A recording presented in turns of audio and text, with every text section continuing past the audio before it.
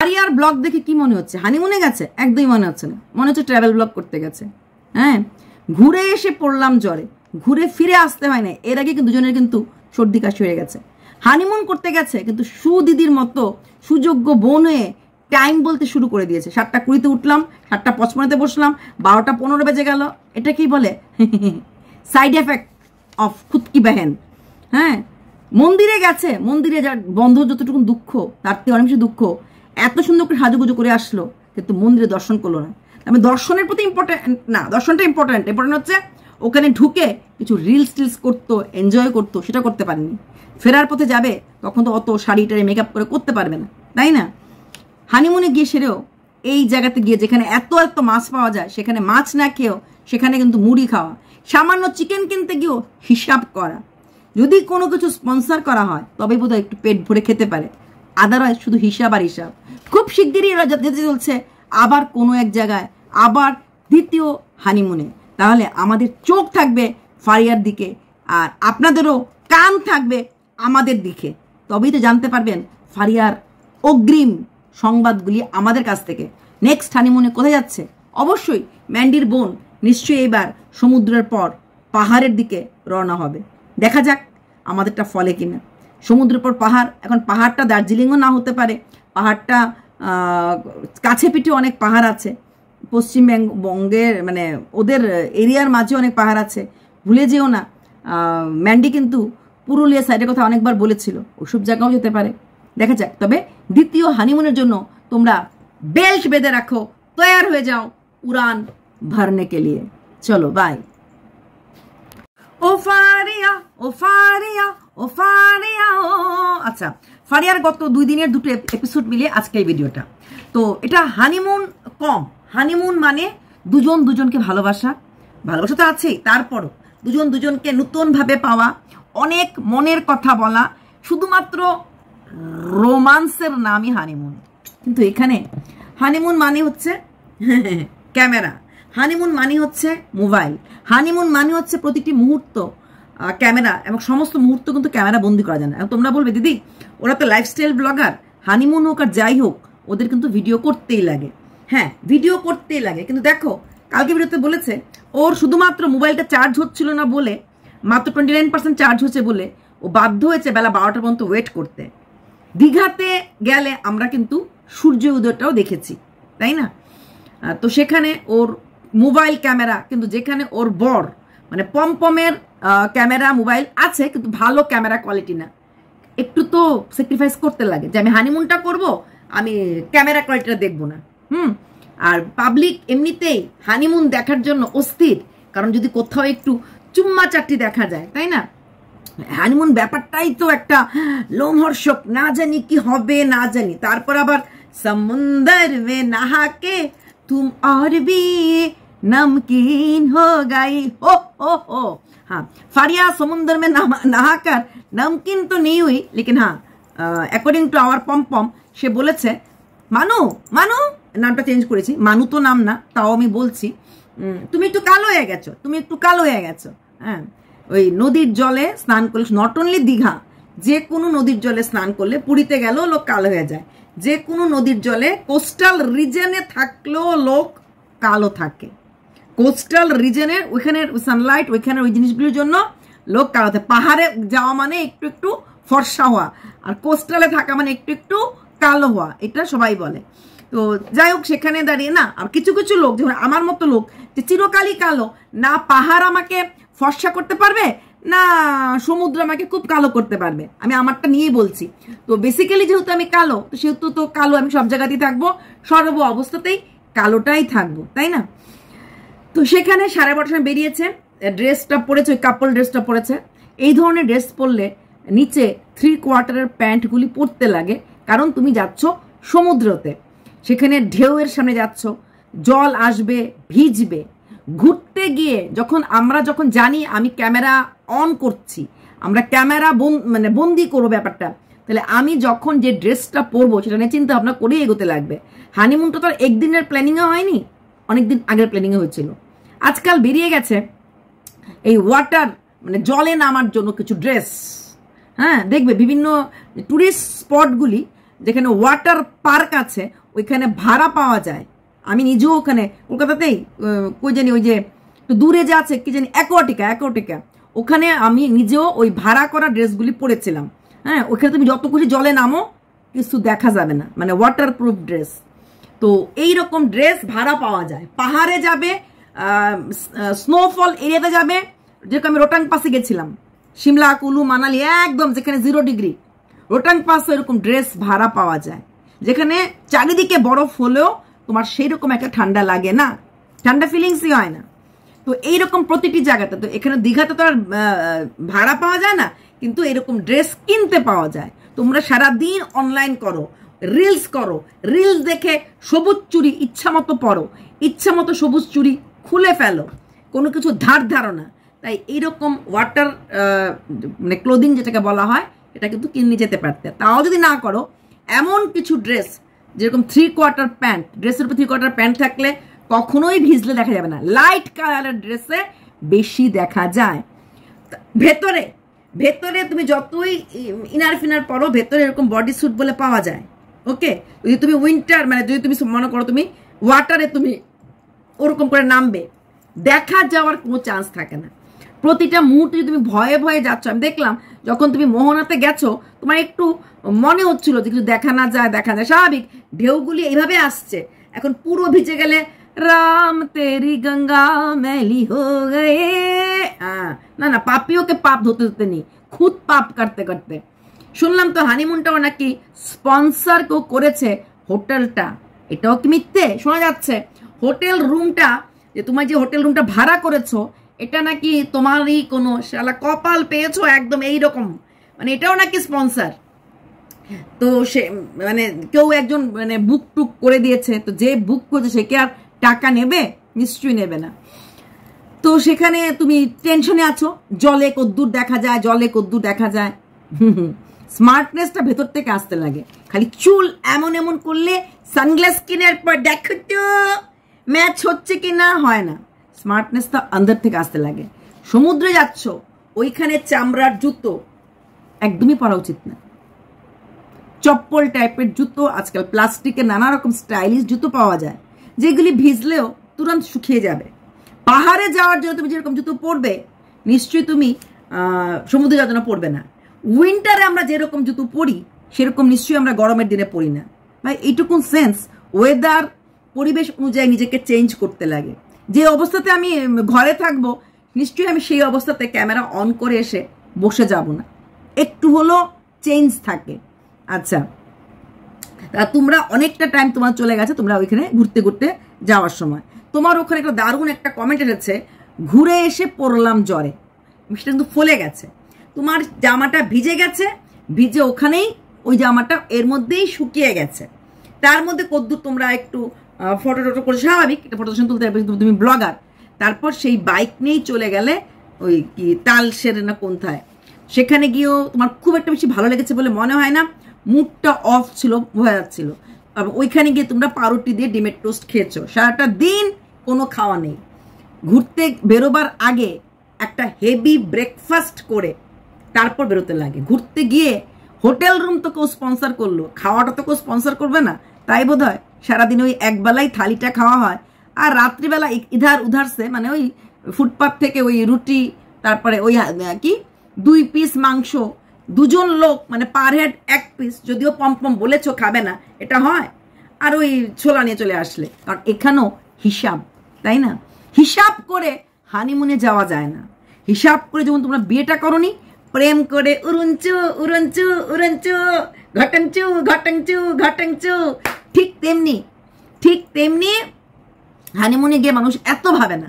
Honeymoon তো ছোড়ো यार, তুমি ঘুমনে যাওগে কাহি পে ভি, সোচনা নিয়ে।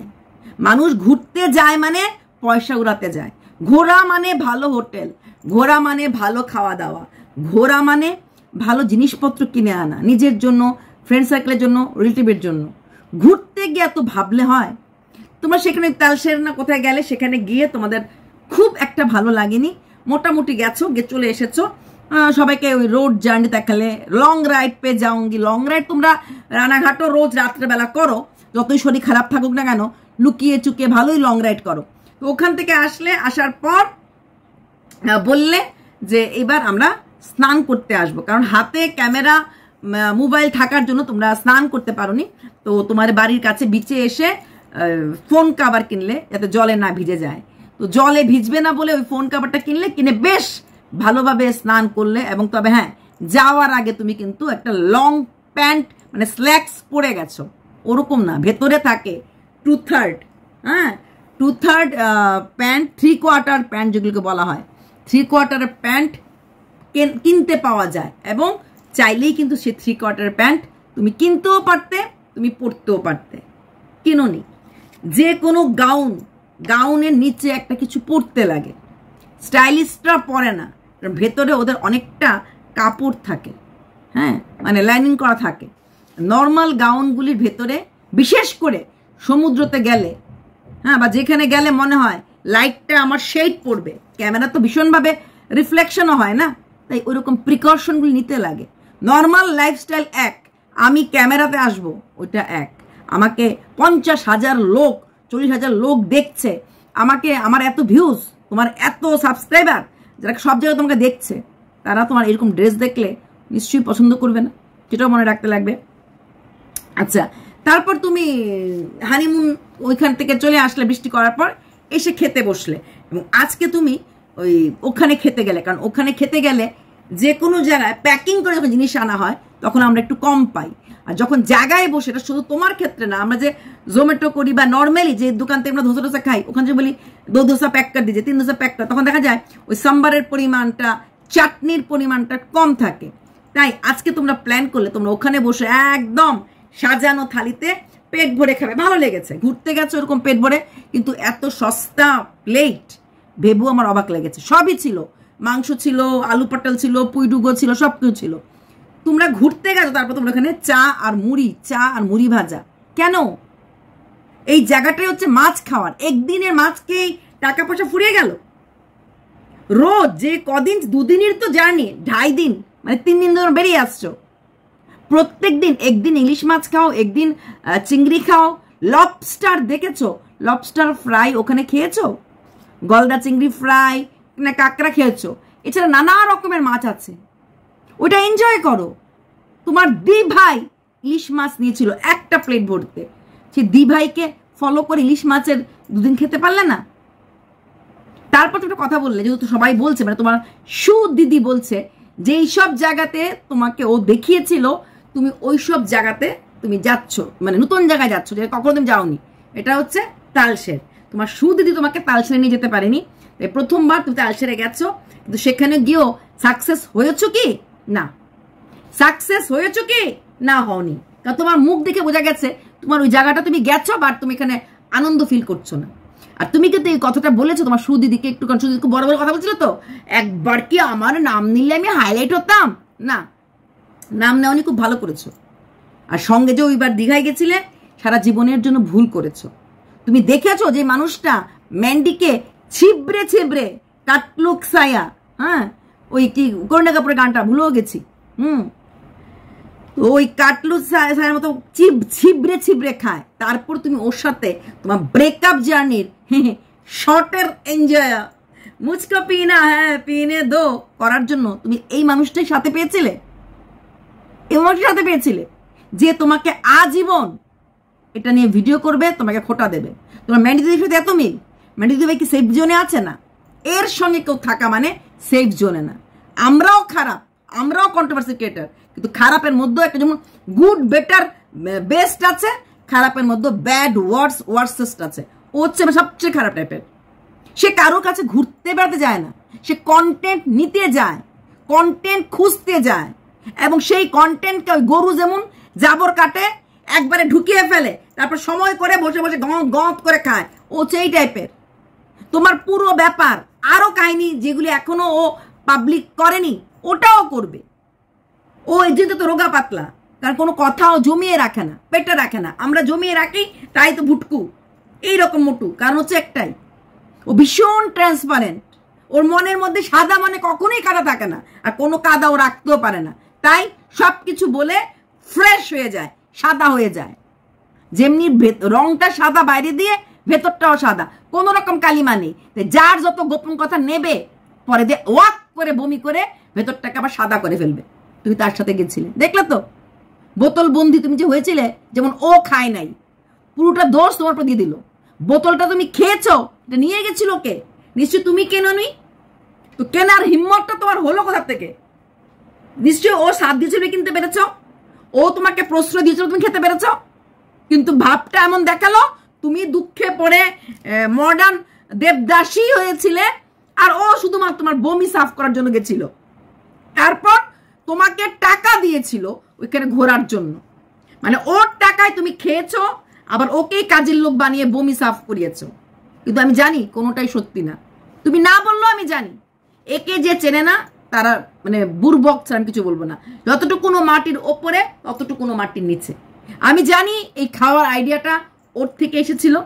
আমি জানি তোমাকে নিয়ে ও গেছিল, কারণ ও তোমাকে তো বিক্রি করতে পারবেই, তোমার সাবস্ক্রাইবারও পাবে, তোমার থেকে কন্টেন্টও পাবে, এবং ভবিষ্যতে এই কন্টেন্টটা বিক্রি করে প্রচুর ভিউজ কামাতে পারবে। সব কিছু বুঝে গেছে। প্লাস ওর পোষ্যটা রাখার জন্য একটা পার্মানেন্ট কাজের লোক খুঁজছিল, এটা তোমাকেও পেয়েছে। সবটাই প্ল্যানিং ছাড়া, প্লটিং ছাড়া। ও যে টাইম দেখে দেখে ব্লক করে, কারণটা কি? প্রত্যেকটা মুহূর্তের ওর দাম আছে। এটা খুব ভালো জিনিস, আমি এই জায়গাটা অ্যাপ্রিসিয়েট করি। আমাদের প্রত্যেক মুহূর্তে আমরা দাম দিয়ে চলি না, একটু বসলাম, একটু গল্প করলাম, হ্যান করলাম, অত ঘড়ির কাটাকাটায় চলি না। কিন্তু ও যে ঘড়ির কাটাকাটায় চলে, কারণ ও জানে প্রতিটি মুহূর্ত আমি আর্ন করব, রোজগার করব। রোজগারটা হচ্ছে ফার্স্ট প্রায়োরিটি জীবনের। রোজগার ছাড়া কিছু সে বোঝে না। তাই তুমি ওর ভালোবাসার লোক কোনোদিনই হতে পারো না। তুমি হচ্ছে আর্ন করার একটা জেরিয়া ছিল, আর এর বেশি কিছু না। ওকে যদি আর্ন করার জন্য ওই হুলের কাছে যেতে বলে, হুল কিছু কন্টেন্ট দেবে ম্যান্ডি সম্বন্ধে, ও ধুম করে হুলের বাড়ি চলে যাবে, যতই ম্যান্ডির সোনা দিদিভাই হোক না কেন। তো ওকে ও সব কিছু করতে পারে, সব কিছু, শুধু কন্টেন্ট। তোমার প্রতি রাগ এটাও থাকবে না, এটাও আমরা জানি। দুদিন পরে ও মিল হবে, কারণ ও তোমাকে ভালোবেসে তোমার কাছে আসবে না, বা ভালোবেসে ফোন করবে না। সবটার পিছিয়ে হচ্ছে রোজগার। না আছে ইমোশন, না আছে মনুষ্যত্ব, না আছে কিছু। যা কিছু করেছে স্বার্থ। যেখানে স্বার্থ নেই সেখানে তোমার এই সোনাদি ভাই নেই। হ্যাঁ, ম্যান্ডি তো উল্টো, আর সে হচ্ছে উল্টো। তুমি দুজনের মাঝখানে পড়ে এর থেকেও কিছু নিচ্ছ, এর থেকেও কিছু নিচ্ছ। তারপর রাতের খাওয়া দাওয়া করলে, করে সেরে বিকেলবেলা আবার বাইরে একটু ঘুরতে ঘুরতে গেলে। সেই যে দুপুরে খেয়েছো তার জন্য আর খেলে না।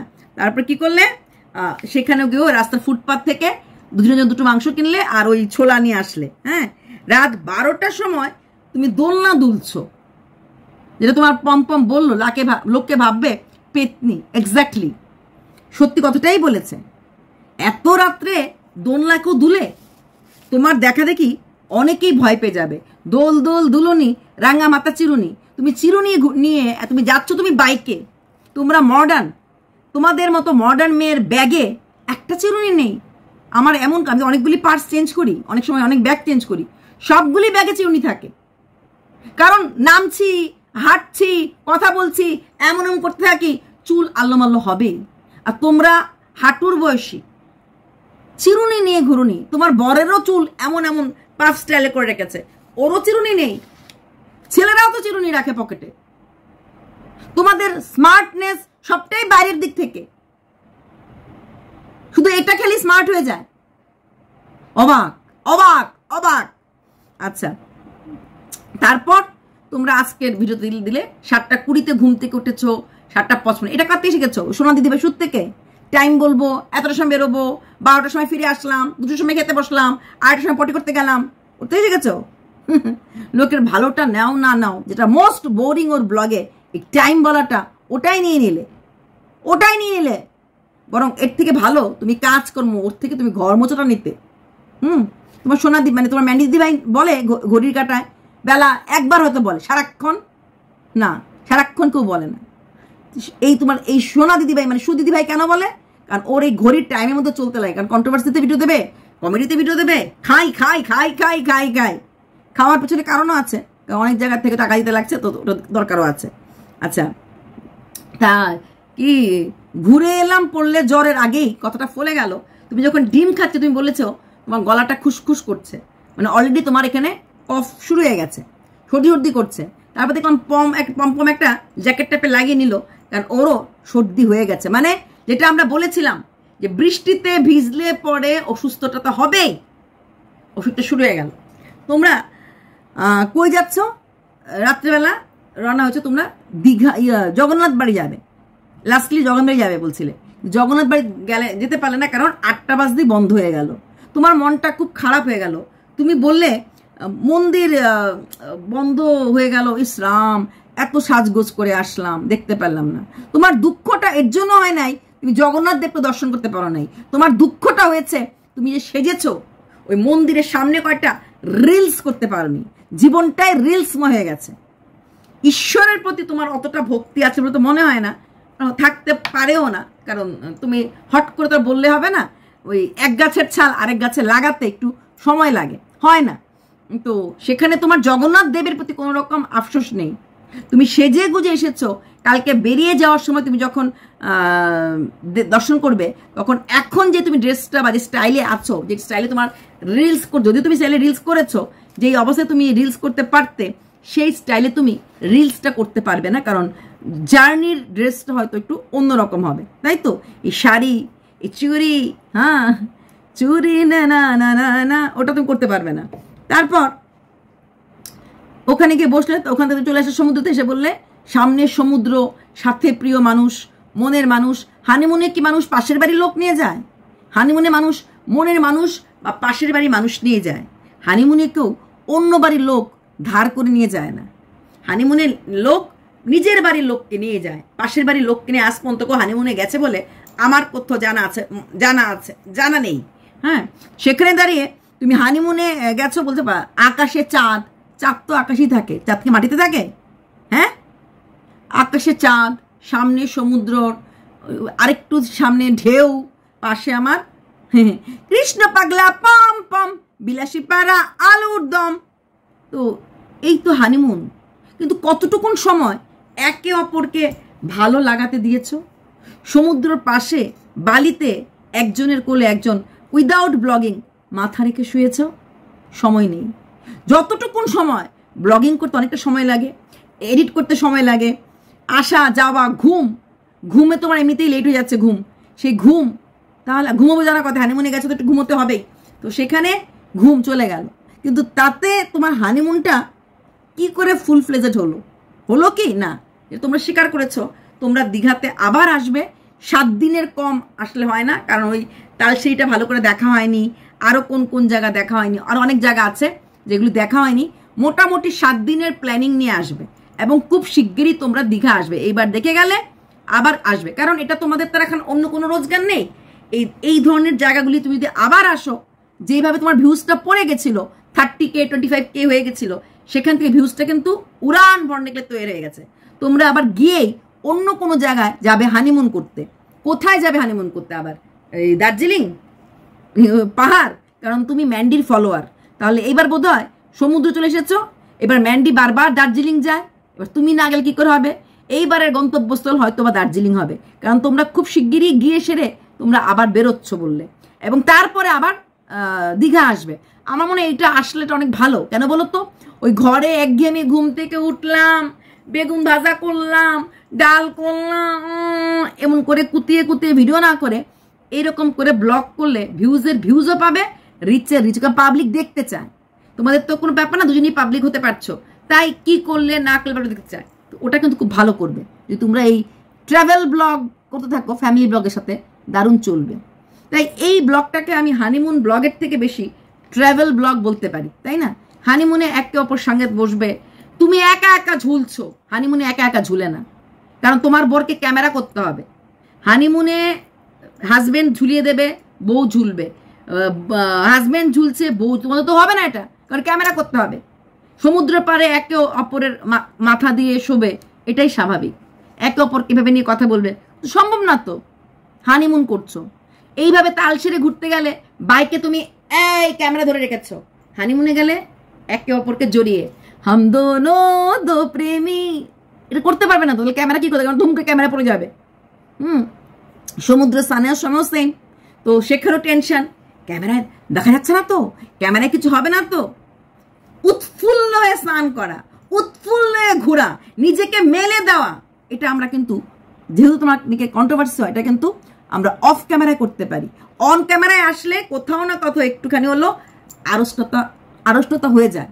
হ্যাঁ, সেখানে তোমার ক্ষেত্রে সেটা, কারণ সবাই দেখছে, সবাই কথা বলবে, এটা নিয়ে তোমারও চিন্তা করতে লাগবে, তাই না? চলো, কালকে জগন্নাথ দেব বাড়ি যাবে, সেটা নিশ্চয়ই দেখাবে। তোমরা বৃষ্টিতে ভিজলে, বৃষ্টিতে কষ্ট পেলে, বৃষ্টিটা একদিনও আটকে পড়লে, তুমি তারপরও ফেরত যাচ্ছ, রেইনকোট কিনলে না। দ্বিতীয় কথা, বারবার বলছে একটা কথা, বাইক এনেছিলাম বলে ঘুরতে পেরেছি, বাইক এনেছিলাম বলে বেড়াতে পেরেছি। ঘোঁচু ঘোঁচু ঘোঁচু। যারা বাইক নিয়ে যায় না, যারা দূরের থেকে যায়, ওরা ঘোরে না? আমি তো বাইক ছাড়া গেছিলাম, প্রচুর ঘুরেছি, সমুদ্রের কাছ একদম পাশে হোটেল নিয়েছি, 2 মিনিটের রাস্তা সমুদ্র। ওই টিক্কাসরে আমরা হোটেল নেই নাই তো, অনেক জায়গা দেখেছি। ওখানে স্নেক পার্ক আছে, চন্দনেশ্বর মন্দির আছে, প্রচুর আছে। রিক্সা, টোটো এরকম পাওয়া যায়, ওদেরকে বললেই ওদেরকে বুক করে নিয়ে যাওয়া যায়। কালকে সকাল 8টার সময় ফোন করছি, 9টার সময় ফোন করছি, ওরকম ফোন করে দিলে চলে আসে।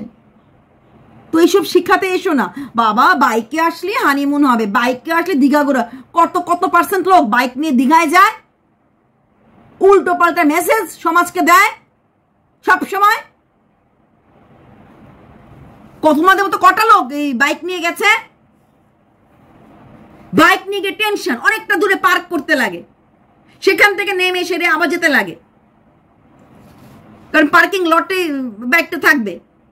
নর্মালি গেলে অনেকটা দূর পর্যন্ত টোটোরা নিয়ে যায়, সেখানে গিয়ে নেমে ডাইরেক্ট যাওয়া যায়। ওসব বাজে বাজে কথা, উল্টো পাল্টা কথা, অল্প বিদ্যা ভয়ঙ্করী। তোমার সেরকম হয়েছে, চিরুনি নেওয়ার মনে নেই, রেইনকোট নেওয়ার মনে নাই, নাইট ড্রেস নেওয়ার মনে নেই, কিন্তু আবার সামাজিক শিক্ষা নিয়ে কথা বলতে আসো। ওইখানে গিয়েও সেই মুড়ি চাই খেলে দাম দাম দাম করছো, খালি ওই ফুটপাতেই টানে। ওই চিকেনও 2 পিস, ঘরে পাঠার মাংস হলেও বরকে দাও না, একা একা খেয়ে নাও।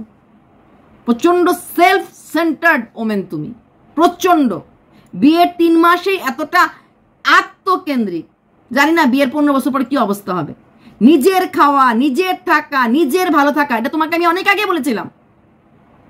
যখন তোমার বিয়ে হয় নাই, তখনও দেখেছি তোমার মা কি করলো না করলো। মা অসুস্থ, তুমি পার্লারে যাচ্ছ, দামি দামি ড্রেস পরছো, মা এক ড্রেস পরে অফিস যাচ্ছে। আমি আজকে না, আমি ম্যান্ডি যাওয়ার আগে ভিডিও দেখে বলেছিলাম, তুমি ভীষণ আত্মকেন্দ্রিক।